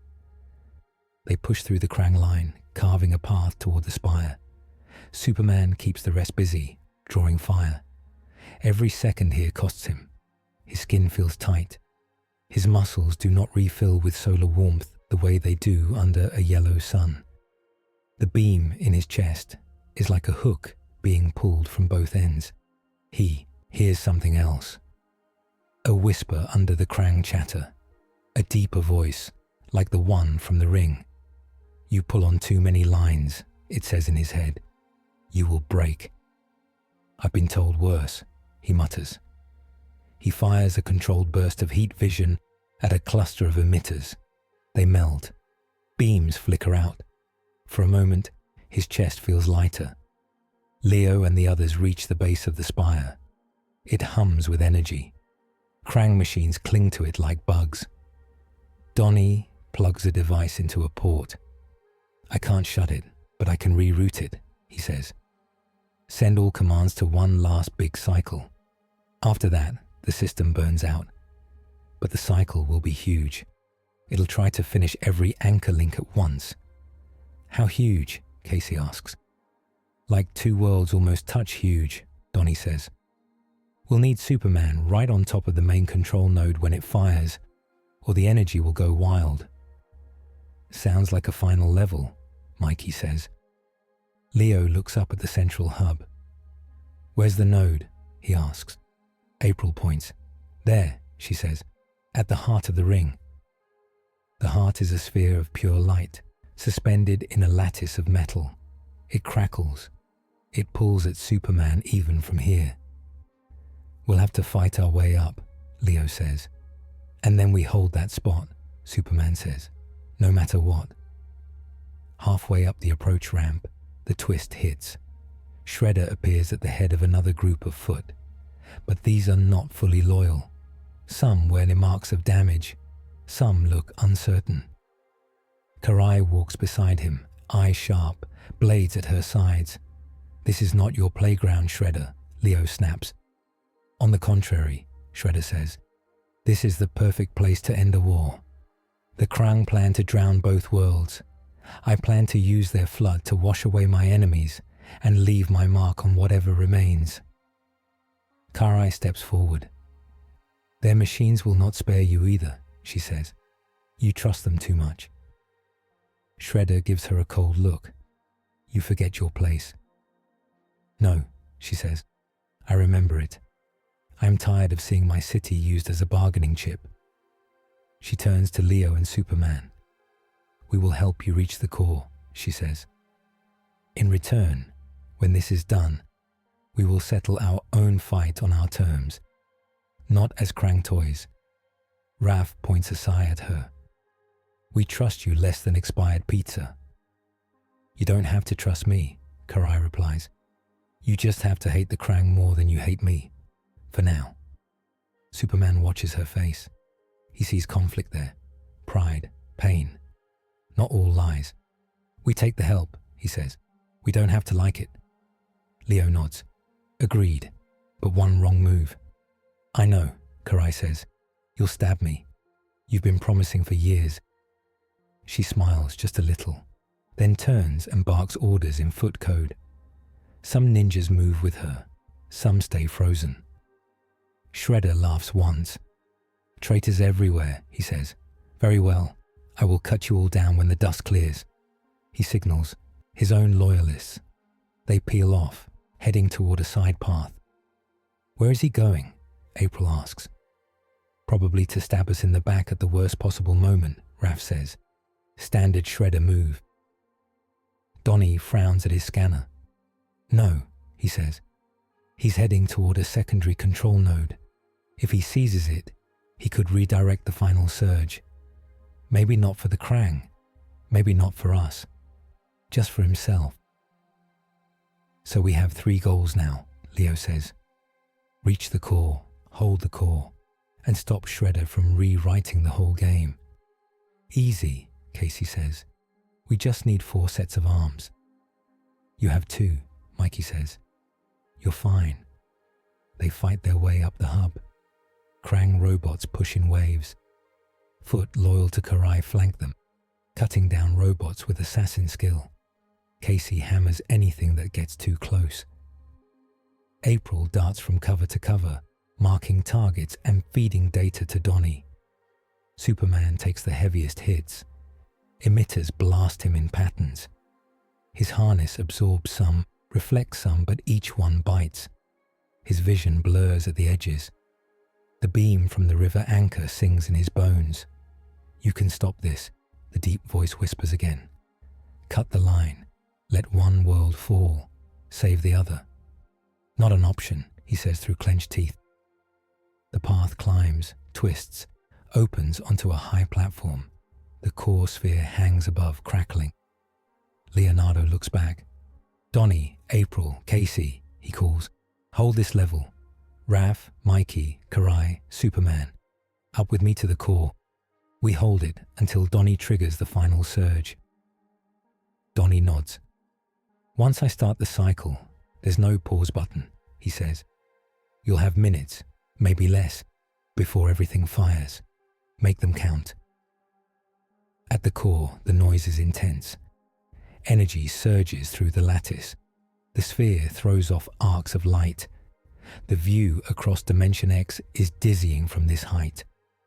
Superman steps forward. The sphere reaches for him. He feels it in his teeth. This is it, Leo says. This is the place where we decide how this ends. They form a circle around the core path. Turtles, alien, ninja. It is a strange lineup, but it holds. Below, Donnie plugs his device into the spire. Triggering final cycle in 3, he says. 2, 1. He hits the key. The hub screams. The sphere swells. Beams shoot out in all directions, then twist inward, spiraling towards Superman. He braces. The harness glows. The anchor in his chest feels like a star being squeezed. He sees flashes. New York streets waver under a red sky. His own metropolis flickers, half here, half there. The river splits. The daily planet globe shakes. He could pull away. He could let the system snap, and maybe, just maybe, his own world would reset while this one pays the price. He does not move. "Focus," Leo shouts. "We're with you." Rav plants his feet beside him, pressing one shoulder against Superman's arm, like a brother steadying another brother's weight. Mikey grabs the harness strap. "We got you, Big Blue," he yells. "Don't ghost us now." Karai cuts down 2 robots that try to flank them, blades flashing. Below, Donnie watches numbers spin. "Energy spike climbing," he says.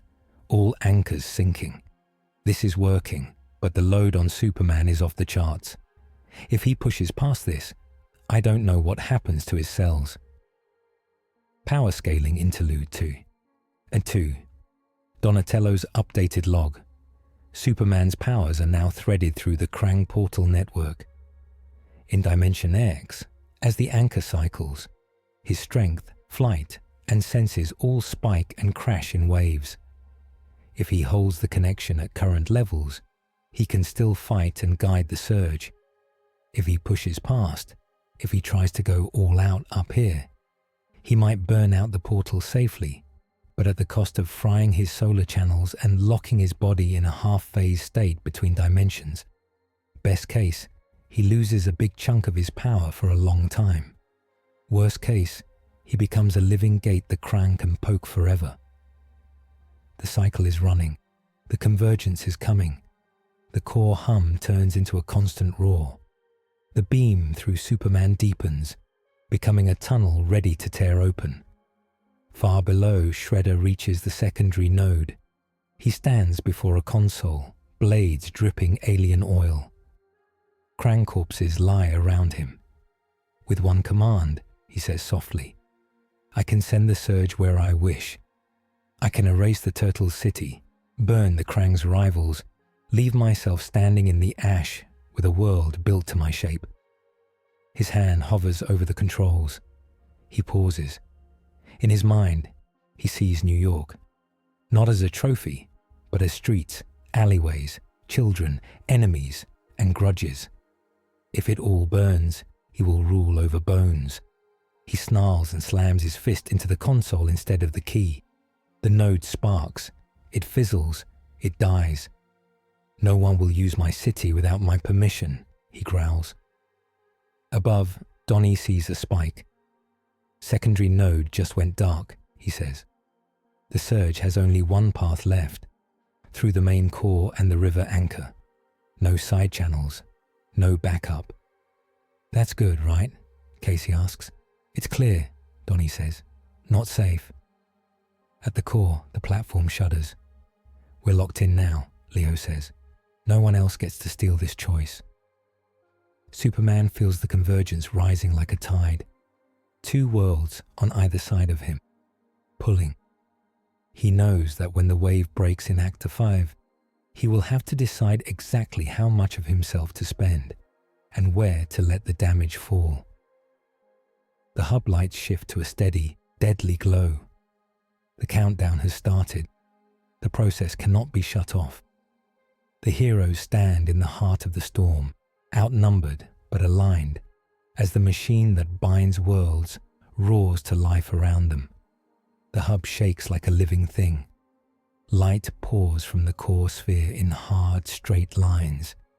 They shoot out into the sky of Dimension X, then twist and curve, diving down toward places far away.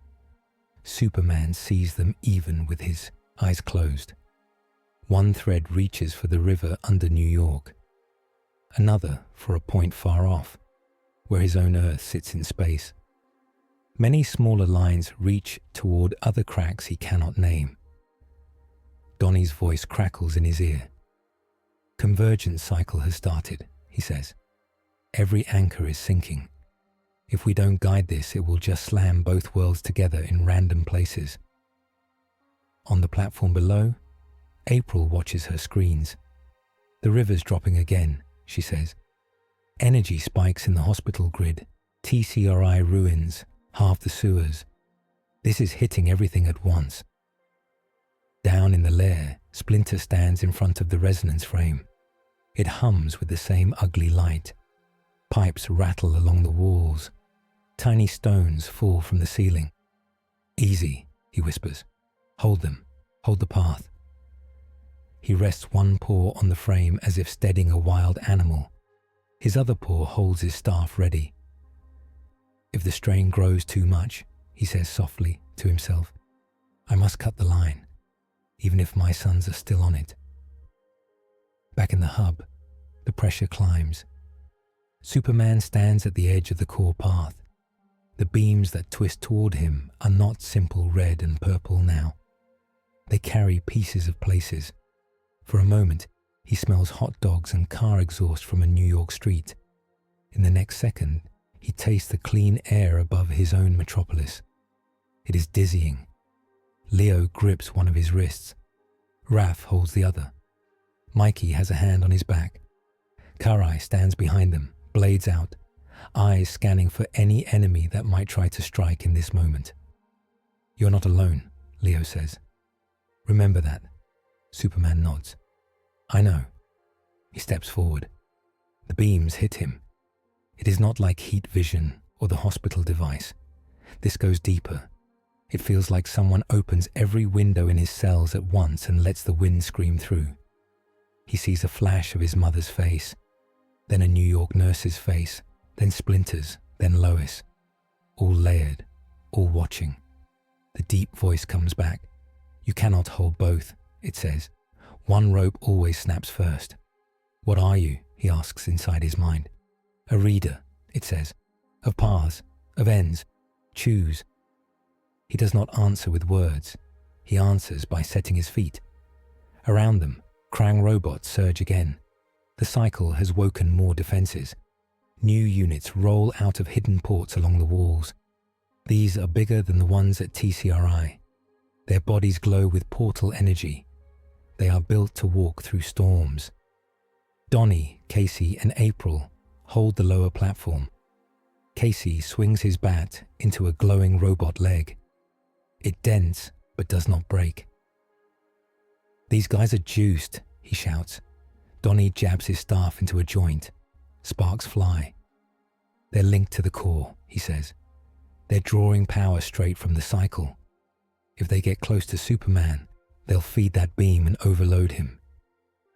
April ducks a blast and fires a grappling line at a wall panel. She yanks it down, exposing cables. Then cut their cords, she says. Donnie's eyes light up. Right. He slams a device onto the cables. It sends a burst of static up the line. Several robots twitch and lock up for a moment. Nice, Casey says. We just tripped their breaker. Temporary, Donnie says. But I'll take it. On the core platform, enemies still come. A Krang commander climbs the stairs, a special emitter mounted on his chest. The device clicks as it charges. Karai darts forward. Her blades flash. She cuts off its weapon arm, then kicks it back down the stairs. You do not get to touch him, she says. A second later, a foot ninja loyal to Shredder tries to rush in from the side, hoping to use the chaos to stab Leo in the back. Raph sees him and shoulder checks him off the platform. Loyalty check, Raph says. You failed. Mikey blocks a blast with his nunchucks, grunts as the force pushes him back. This is too much, he shouts. How long do we hold? Below, Donnie watches his meters. We're almost at the peak, he says. Once we hit it, Superman has maybe one shot to redirect this whole thing. After that, the system burns out. and we're stuck with whatever shape it freezes in. Leo hears that in his earpiece. He looks at Superman, who is standing in the middle of a storm of light. "Can you do this?" he asks. Superman's skin glows faintly. His eyes are bright, but not with anger, with effort. "I don't know," he says honestly, "but I know what I won't do." "What's that?" Raph asks. "I won't shove the cost onto someone else just because I'm scared," Superman says. "Not a city, not a world, not you. If a line has to snap, it will be one I choose, inside me." Mikey swallows. "That sounds bad for you, dude." "Maybe," Superman says, "but if both worlds stay standing, then it's worth it." The convergence event hits full. From the outside, it looks like this. Over New York, thin sheets of purple light ripple across the sky. For a few seconds, you can see a red cloud behind them that does not belong to any sunset. In the river, the water drops by several feet, then rises again, leaving fish flopping on bare rocks before waves sweep back. In the hospital where the Krang tried their machine, lights flicker. For a heartbeat, the hallway where the child in the wheelchair once sat opens onto a canyon of floating rocks. Then it snaps back. In Metropolis, the daily planet globe hums. Static crawls over it. People feel their hair stand on end. Some see a slim shadow of a turtle on a rooftop and blink. Then it is gone. In hidden bases, governments' watch screens fill with strange symbols they cannot read. Sensors go off. Charts spike. In Dimension X, the hub is the eye of a storm. The core sphere swells to twice its size. The lattice around it bends. Arcs of energy lash out, slamming into rocks, towers, and machines all around. Superman stands at the center of the platform, arms slightly out. The harness around him glows white hot. The beam from the river anchor and the hub meet inside his chest. He feels like he is standing on the thin point where two worlds touch. The deep voice speaks again. "You can tilt," it says. "Give more to one side. The other will break, but more cleanly. You will keep more of yourself." Superman thinks of Krypton, breaking apart with his parents on it. He thinks of Earth, this one, with its strange sewers and kind rat and loud turtles. He thinks of his own Earth, where Lois might be looking up at the sky right now, wondering where he has gone. "I'm tired of worlds dying while I fly away," he says. He pulls. He does not just stand and take it. He guides it. With a shout, he lifts his hands and points them, palms out toward the core sphere. He opens his heat vision, but not as a weapon. He uses it as a line, a road. The portal energy slams into his channels and follows them. Through his hands, it shoots into the hub lattice instead of straight down into the anchors. "Donnie," he yells. "Now, give it somewhere to go." Donnie's fingers fly over his pad. "Redirecting overload into internal feedback loop," he says. "If this works, the hub eats its own teeth." "What if it doesn't?" Casey asks. "Then we get eaten," Donnie says. "Hold that thought." Leo understands what Superman is doing. He can see it on the monitors. The energy that would have poured into Earth is being bent back into the Krang Zone network, but the cost is clear too. Each second Superman holds that line, it tears at his insides. His skin cracks in glowing lines, then seals, then cracks again. His breath comes slow. His eyes are bright with strain. "We can share it," Leo says. "There has to be some way." "No," Superman says, quiet but firm. "This part is mine." Raph grits his teeth. "I hate this," he mutters. But he does not pull Superman away. He guards his side instead, cutting down any robot that gets near. Mikey closes his eyes for a moment and whispers, "Please don't die. Please don't die. Please don't die." Like a small prayer. Karai steps up beside Leo. He is making a choice we cannot, she says. Respect it. Do not waste it. Below, April watches the readings. Krang nodes are popping like fireworks, she says. Their side of the anchors is breaking apart. Superman's vitals are all over the place, Donnie says. If he keeps this up for even 30 more seconds. Splinter hears Donnie's voice through the thin link in the lair. He grips his staff until his knuckles turn white. Come back, all of you, he murmurs. Do not trade your life so quickly, Man of Steel. These children need you also. In the Krang base, commanders scream. This is being impossible, one shrieks. The energy is being folding back. Our hubs are being eating themselves. Another pounds a console. Shut it down. Shut it down. It is being too late, a third says. The cycle is being locked. The Kryptonian is being the key. Outside, towers shatter as waves of energy fold inward instead of outward. Dimensional cracks that were doors snap shut like broken mouths. Floating rocks fall. Rivers of mutagen boil dry. Whole sections of Dimension X go dark. The Krang realize, for the first time in a long time, that something bigger than their plan is moving. Back at the hub, Shredder sees his own plans crumble. From his broken secondary node, he looks up at the core. He sees the alien, glowing and shaking. He sees the turtles around him. He hears the roar of a world being cut loose. For a wild second, he considers rushing the core and pushing Superman aside. If he can seize the beam, he might still twist it. Then he sees very clearly that if he does, the whole system might lose control and rip both worlds at once. His jaw tightens. This war is mine, he says quietly. No one else may end it. He turns and cuts down 3 Krang robots that try to flee toward another panel. Cowards, he tells them. If anyone decides how this ends, it will be me. And today, I choose to live with my enemies rather than die with my allies. For once, his blades protect more than his pride. Up at the core, the light is blinding. Superman feels something give inside. It is not his bones. It is not simple pain. It is the clean snap of a limit. He knows in that instant that he will never again feel power flow through him that freely. Some channels are closing for good. He could pull back. He could stop.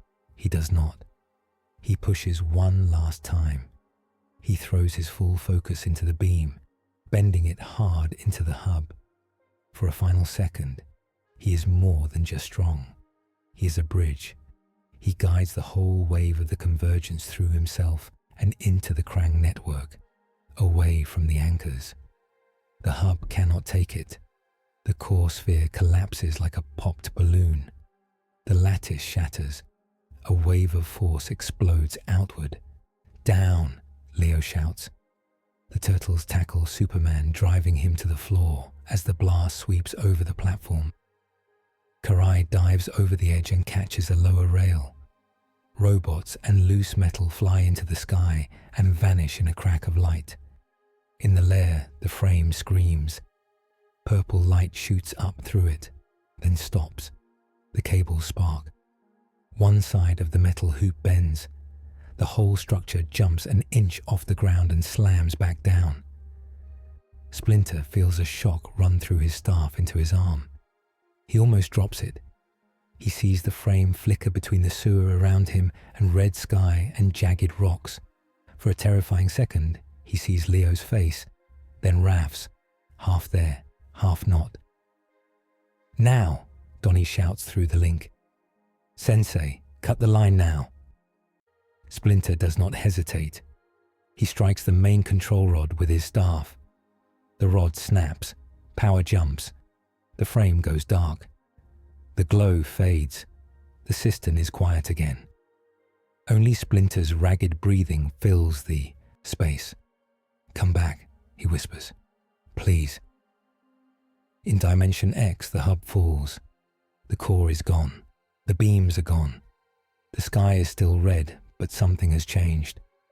The constant hum of portal fields is silent. On the broken platform, dust settles.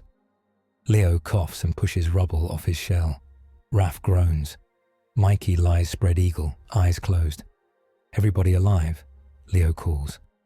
"Define alive," Mikey mutters. Then he blinks. "Yeah, I'm good." Karai hauls herself up from the lower rail.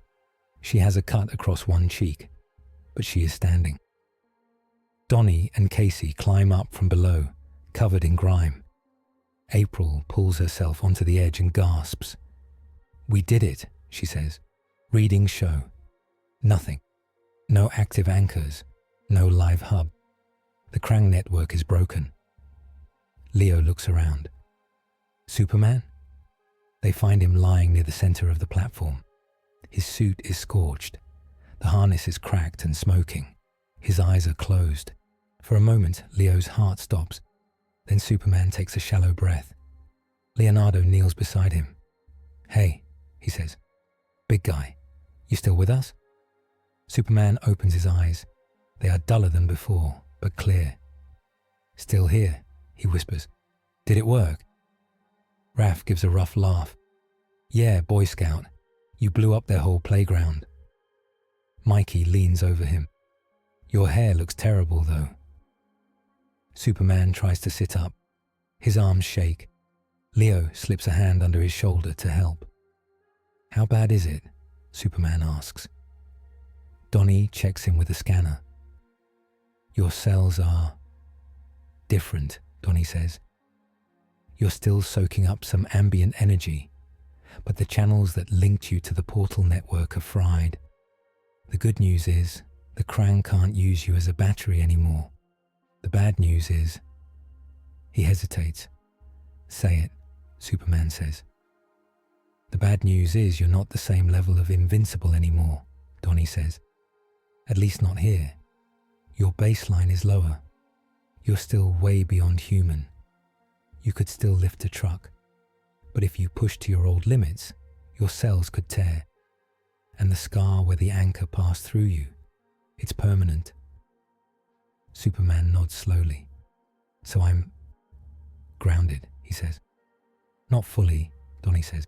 "You can fly, but not like before, and dimensional travel. Without another huge machine and a ton of help, forget it. The path you used is gone. You burned it up to save us." Mikey tilts his head. "So you're stuck with us," he says. Superman smiles, tired but real. There are worse families to be stuck with. Leo stands and looks out at Dimension X. The sky is quieter. Krang towers burn in the distance. The whole place feels like a lion with its teeth pulled, still dangerous, but not ready to pounce on worlds anymore. "How do we get home?" Casey asks. Donnie checks his instruments. "The frame on our side is still there," he says. "I think, if Splinter didn't smash it into a million pieces, I can piggyback one last small jump off the dying field here. But it'll be rough, and it's one way. After this, the line is closed unless someone builds something even crazier than this hub." "Then let's go before this place goes from bad to worse," Raph says. They gather around Superman and help him stand. He cannot walk at full strength yet, so he leans on Leo and Raph. Mikey steps in front of them, arms wide. "Picture for the comics," he says. "Alien and turtles walking out of hell." "Move, Mikey," Leo says, but he smiles a little. Donnie triggers the jump. The world folds again. For a second, the red sky and the sewer roof share the same space. Then Dimension X snaps away like a bad channel. They are back in the cistern. The frame hangs crooked, half burned. Splinter stands in front of it, eyes wet. He drops his staff and rushes forward as his sons appear. He hugs Leonardo and Raphael at the same time. Then he grabs Mikey, then Donnie. Then, to everyone's surprise, he puts one paw on Superman's shoulder. "Welcome home," Splinter says. Superman bows his head.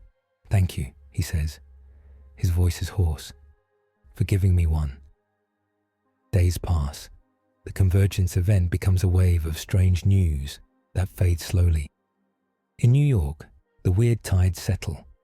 The river returns to normal. The cracks in the sewers stop glowing. People talk about that one crazy week and then move on, as people do. The Krang do not invade. Their portals stay shut. TCRI files go missing from servers. Some humans who worked with them vanish. Others come forward and testify about strange experiments. A quiet task group in the city government updates its files. One official reads a report.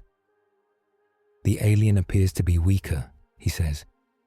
Witnesses at a bridge collapse say he struggled to lift a single truck.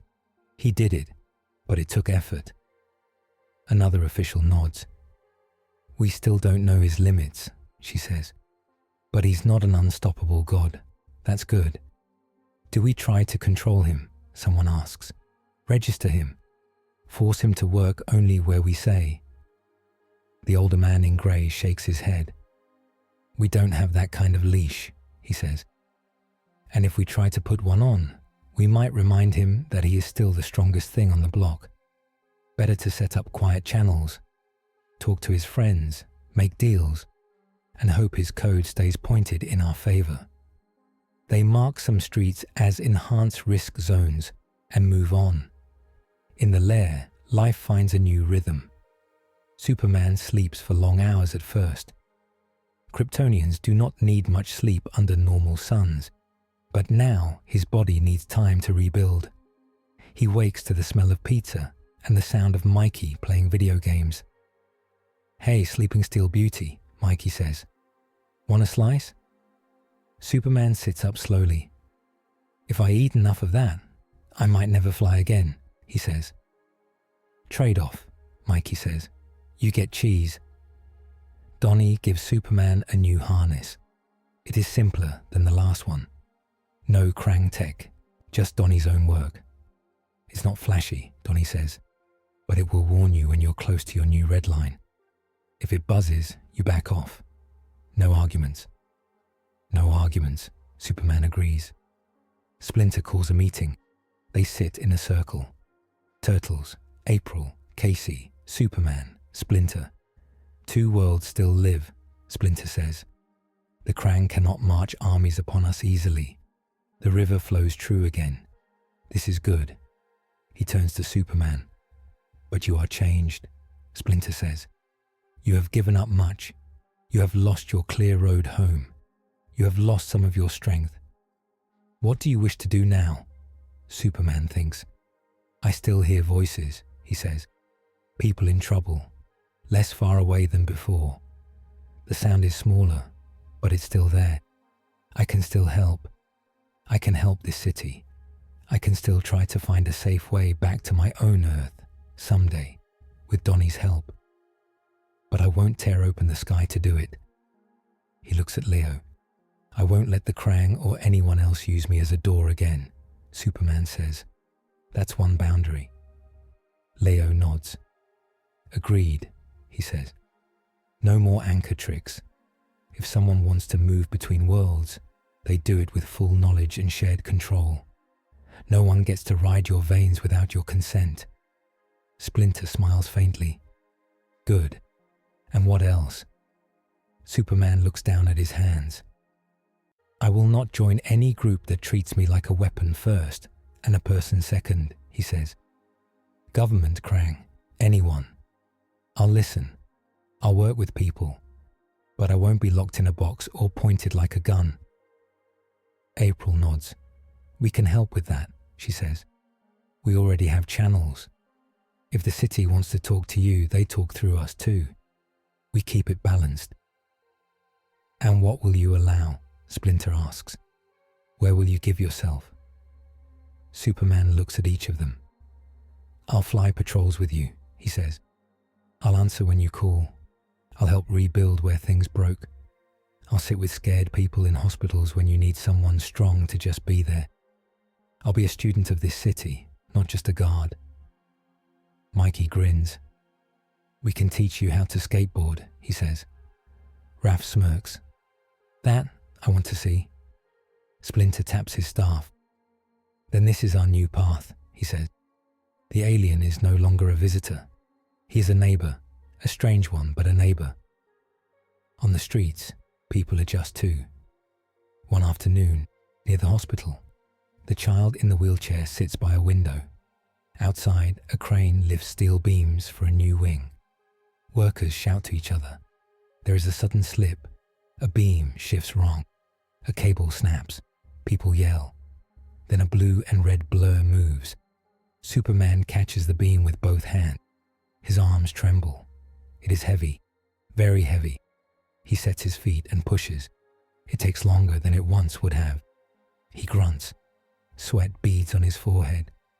But he lifts it back into place and braces it until workers secure new lines. People cheer. Up in the window, the child smiles. He came back, the child says softly. He still can. Superman looks up. He sees the child and lifts a hand. His smile is small but real. In Dimension X, the Krang count their losses. Many hubs are gone. Many machines are fried. The main anchor is dead. One commander floats in a dark room lit by broken screens. This is being a setback, it says, not an end. Another Krang gurgles sadly. The Kryptonians' energy is being locked away from us now, it says. We cannot be reaching it. The scar in the network is blocking our signals. We will be finding new paths, the first says. Smaller, quieter cracks. The Krang will be being patient. The Krang will be being angry. The Krang will be being thinking. They begin new plans, but they are slower, cautious. The easy road to Earth is gone. On a tower rooftop in New York, Shredder and Karai stand. The night wind cuts across the city. Lights glow in endless rows. You made a choice, Karai says. Down there, you cut your own path, rather than ride theirs. Shredder's mask hides his expression. I made sure no alien brain chose the fate of my world, he says. That is all. You also let the turtles live, Karai says. Shredder's hands tighten on the rail. Our war is ours, he says, not a side effect of someone else's experiment. When I end them, it will be with my blades, not with a button in a Krang lab. Karai looks toward the sky, where a faint streak shows Superman flying slower than before, cape dragging a bit in the wind. And him, she asks, what is he to you now? Shredder watches the streak fade. A warning, he says, that there are powers beyond me, and an insult, that such power chooses to kneel and lift instead of conquer. I will break him someday, or he will break me, but not today. Karai smiles faintly. You say that like you are not a little grateful he saved your city. Shredder does not answer. He turns and walks away, cloak snapping behind him. Karai stays a moment longer, watching the sky. Thank you, alien, she whispers, for giving us more time to argue about how to save this place.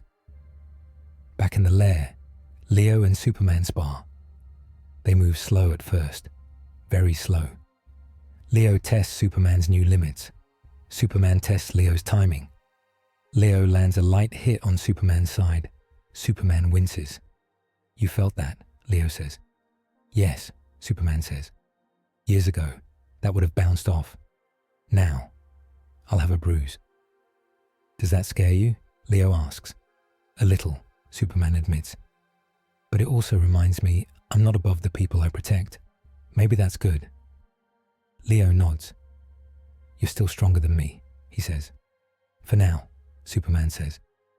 They both smile. Mikey pops his head in. Hey, he says. Training later, pizza now, and movie night. I found a cheesy old cartoon with a space hero. Thought we could make fun of it. Superman laughs. That sounds perfect. Up above, the city lives. People cross streets. Kids play. Sirens wail.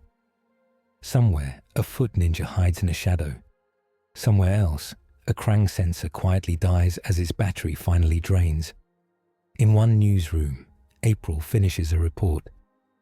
Some call him Superman, she says into the camera. Some call him a threat. I've seen him bleed. I've seen him stop.